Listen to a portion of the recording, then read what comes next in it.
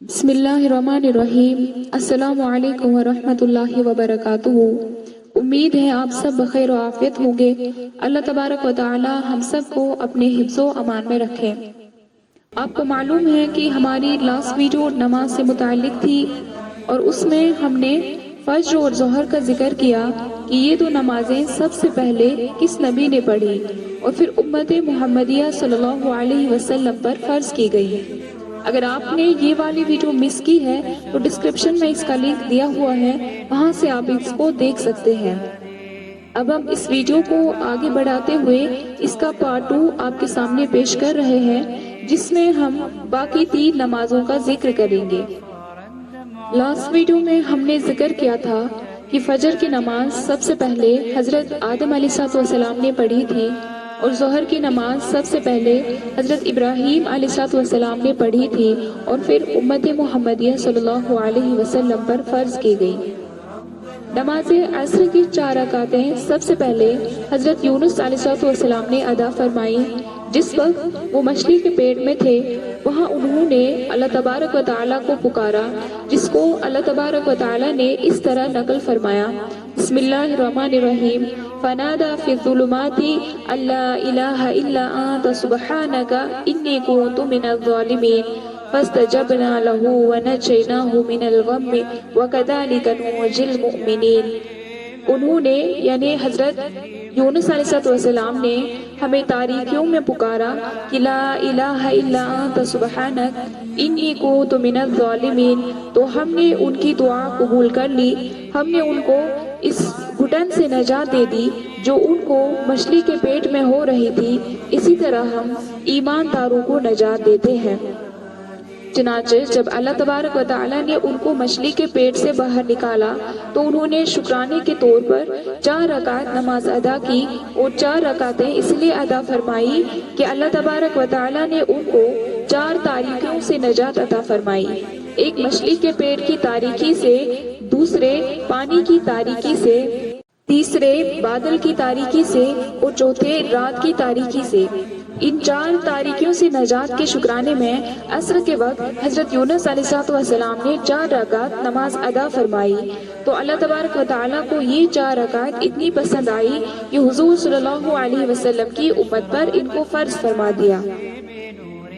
دوسرے قول کے مطابق یہ نماز سب سے پہلے حضرت عزیر علیہ السلام نے اس وقت ادا کی تھی جبکہ ان کا گزر ایک بستی پر سے ہوا جس کو کسی بادشاہ نے اس پر حملہ کر کے اجاڑ دیا تھا۔ قرآن پاک نے اس کو کچھ اس طرح بیان فرمایا: بسم اللہ الرحمن الرحیم، وَهِيَ خَاوِيَةٌ عَلَىٰ عُرُوشِهَا۔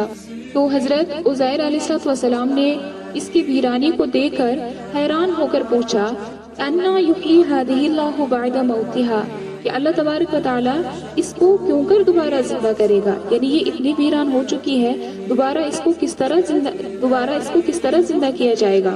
تو اللہ تبارک و تعالیٰ نے ان کی روح قبض کر لی، پھر ان کو 100 سال بعد زندہ کر لیا۔ پھر اللہ تبارک و تعالیٰ نے ان سے کہا کہ اپنے کھانے پینے کی طرف دیکھو جو کہ بالکل ویسا کا ویسا تھا، اور ان سے کہا گیا وَانظُرْ إِلَىٰ حِمَارِكَ، اپنے گدھے کی طرف دیکھو جو کہ بالکل بوسیدہ ہو چکا تھا۔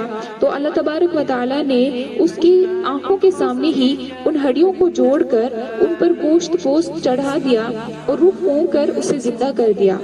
جب یہ منظر انہوں نے اپنی آنکھوں کے سامنے دیکھا تو بول اٹھے: اعلم ان اللہ علی کل شیء قدیر، کہ میں یقین کرتا ہوں کہ اللہ تبارک و تعالیٰ ہر چیز پر قادر ہے۔ ایمان تو پہلے سے تھا ہی، لیکن عینی مشاہدے سے اور بھی یقین میں اضافہ ہو گیا۔ تو اس وقت انہوں نے شکرانے کے طور پر یہ نماز ادا کی۔ تو جو شخص عصر کی نماز پڑھے گا اسے حضرت عزیر علیہ السلام جیسا ایمان پیدا ہوگا۔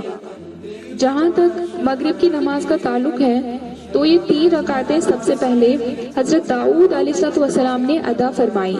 اگرچہ انبیاء علیہ السلام سے گناہ سرزد نہیں ہوتے، وہ گناہوں سے معصوم ہوتے ہیں، لیکن بعض اوقات کوئی نامناسب کام یا کوئی لغزش یا کوئی خلاف ادب کام بھی ان سے ذرا برابر سرزد ہو جائے تو اس پر بھی ان کو توجہ دلائی جاتی ہے اور ان کی اصلاح کی جاتی ہے۔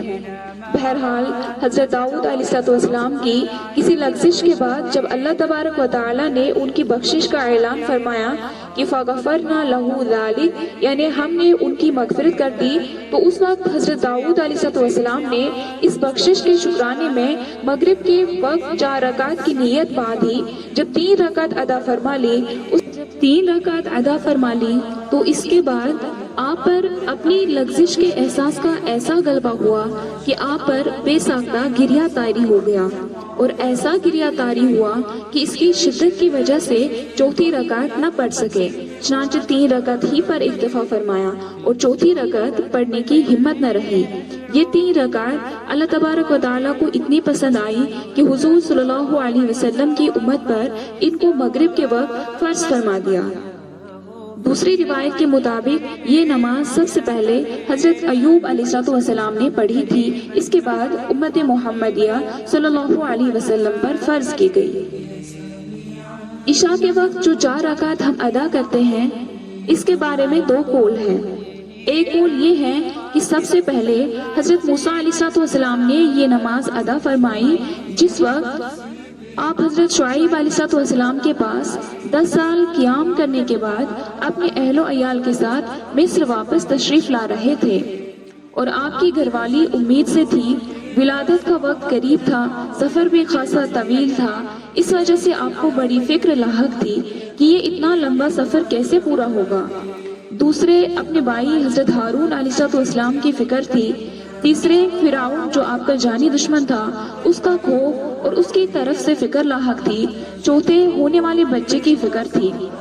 ان 4 پریشانیوں کے ساتھ آپ سفر کر رہے تھے، پھر سفر کے دوران صحیح راستے سے بھی بھٹک گئے، جس کی وجہ سے پریشانی میں اور اضافہ ہو گیا۔ اسی پریشانی کے عالم میں چلتے چلتے آپ کوہ طور کے قریب اس کے مغربی اور دھانی جانب پہنچ گئے۔ رات اندھیری، ٹھنڈی اور برفانی تھی۔ اہلیہ محترمہ کو ولادت کی تکلیف شروع ہو گئی۔ آپ نے کوہ طور پر آگ جلتی ہوئی دیکھی۔ آپ نے اپنے گھر والوں سے کہا کہ آپ یہاں ٹھہریں، میں کوہ طور سے آگ کا شعلہ لے کر آتا ہوں۔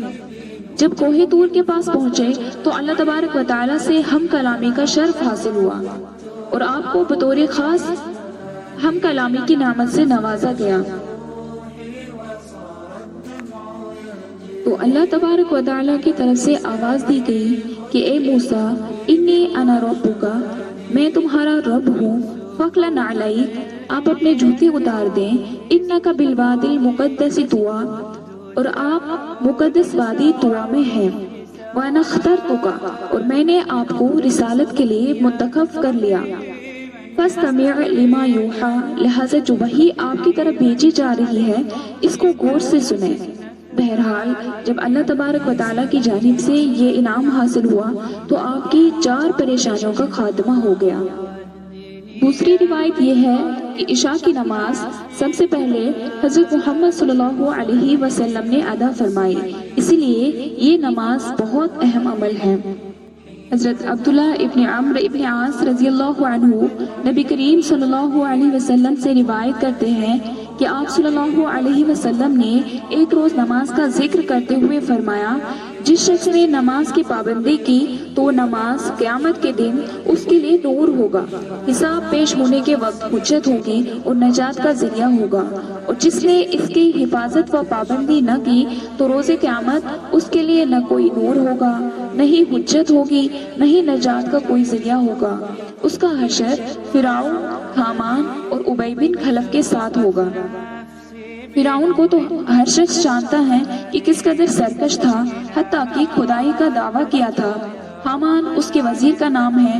ابی بن خلف مکہ کے مشرکین میں سے سب سے بڑا دشمن اسلام تھا، حتیٰ کہ نبی علیہ السلام سے کہا کرتا تھا کہ میں نے ایک گھوڑا پال رکھا ہے، اس کو بہت کچھ کھلاتا پلاتا ہوں، اسی پر سوار ہو کر معاذ اللہ میں تجھ کو قتل کروں گا۔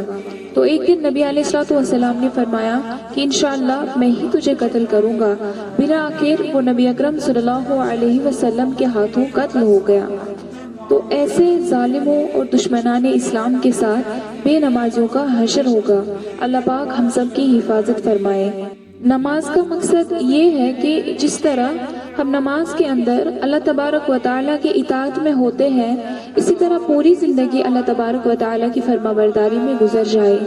صحابہ کرام رضی اللہ عنہم کے بارے میں آتا ہے کہ اذان سنتے ہی وہ گھبرا جاتے تھے اور چہرے کا رنگ متغیر ہو جاتا تھا۔ پوچھنے پر حضرت علی رضی اللہ تعالیٰ عنہ نے جواب دیا کہ ایسی حالت کیوں نہ ہو، حالانکہ اس رب کے حضور میں حاضر ہونے کا وقت ہے جو کہ جبار ہے۔ اور صحابہ رضی اللہ عنہم نے ہر حالت میں نماز کی حفاظت کی ہے، چاہے سفر میں ہو یا حضر میں، تندرستی ہو یا بیماری، حتیٰ کہ حضرت عمر رضی اللہ عنہ کو جب برچھا مارا گیا تو جسم سے بہت زیادہ خون نکل گیا، بار بار بے ہوش ہو جاتے تھے، تو انہوں نے خاص تاکید کی تھی کہ نماز کے اوقات میں ان کو جگایا جائے۔ ابن عمر رضی اللہ تعالیٰ عنہ ان کے کان میں نماز نماز کہتے تھے تو ان کو ہوش آ جاتا تھا اور کہتے تھے کہ ہاں جو شخص نماز نہیں پڑھتا اس کا اسلام میں کوئی حصہ نہیں۔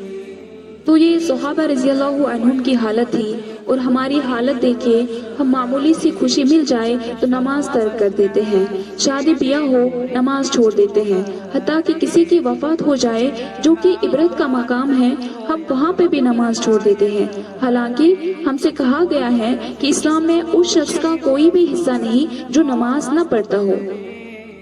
تو نماز کی حفاظت بہت ہی ضروری اور اہم چیز ہے، بلکہ نماز قائم کرنی ہے خشوع خضوع کے ساتھ۔ جو نماز پڑھی گئی تو ایسی نمازوں کے ذریعے سے ہمارے مسئلے حل ہو جائیں گے۔ غفلت کے ساتھ اگر ہم نماز پڑھیں گے تو ایسی نمازوں کے بارے میں قرآن پاک میں جو وعیدیں آئی ہیں وہ ہم سب کے سامنے ہیں۔